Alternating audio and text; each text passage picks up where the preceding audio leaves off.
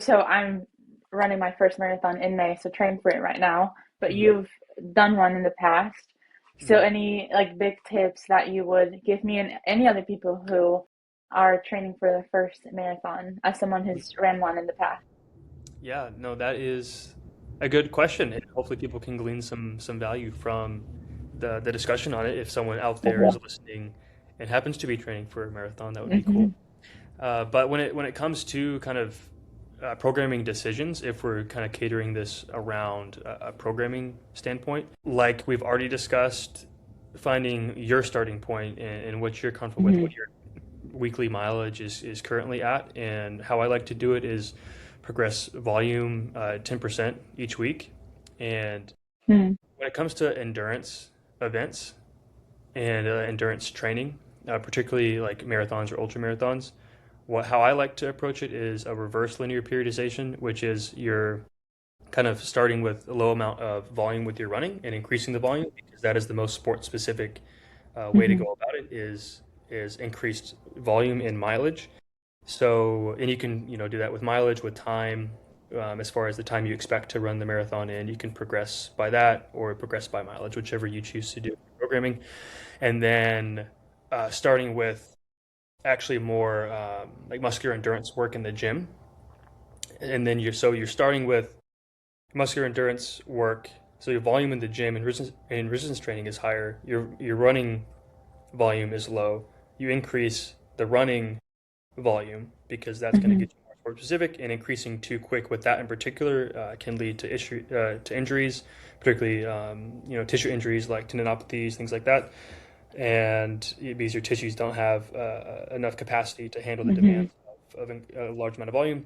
So then actually as you get down further toward the marathon, your resistance training can increase intensity and decrease volume just to kind of like pair well and not conflict necessarily with the amount of volume you're doing with your running.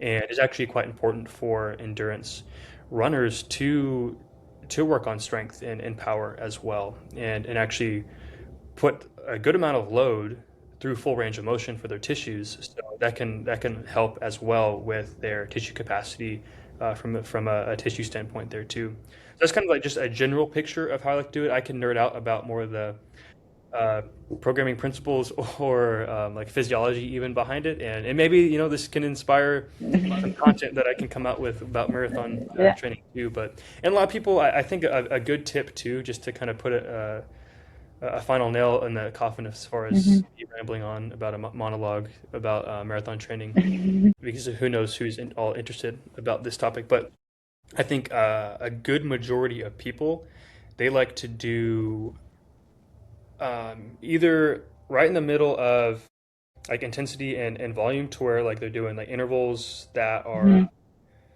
like maybe 20, 30 minutes and not really pushing themselves too far when it comes to intensity, but not hitting the volume either. So like I like a middle ground. So like the two ends of the spectrum would be like really short duration intervals, things Mm-hmm. that you would do to kind of increase VO2 max, Mm-hmm. like whether that's just whatever length of the interval may be, like 3 to 5 minutes for Mm-hmm. as anaerobic work, or even some PCR system work with like 10-second bouts. And then the other end of the spectrum, just kind of zone two steady state Mm-hmm. volume as well. I think those two camps aren't hit as much as kind of the middle ground. People that Mm-hmm. are just trying to get out and get volume in, get some Mm-hmm. mileage in at a pace that they feel like they're pushing themselves at, so they Mm-hmm. feel like they're getting a good workout in, and potentially training well for. Again, that's better than Mm-hmm. nothing. Yeah. But you also get a lot of good benefits from actually doing work that's really, really intense and hard, increased VO2 max, which is a good thing to do kind of maybe toward the start of a marathon program, to where you're increasing your capacity there from a metabolic standpoint, and then increasing volume and kind of throughout the whole way increasing your Mm-hmm. zone two work. I think a general rule that's out there is about 80-20 rule, where 20% Mm-hmm.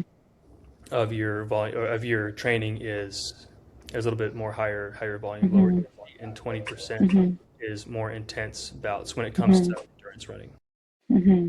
So anyway, Yeah. but again, all that to say, depends on you, depends on your goals, depends on who you are, you know, Hmm. what you're training for, what you've done in the past, and where you're at currently. So Hmm. anyway, I'll Yeah. conclude my monologue there. Hopefully that was helpful to somebody somewhere, but I like to geek out about it. So thank you Yeah. for asking me the question when you're the guest on the show.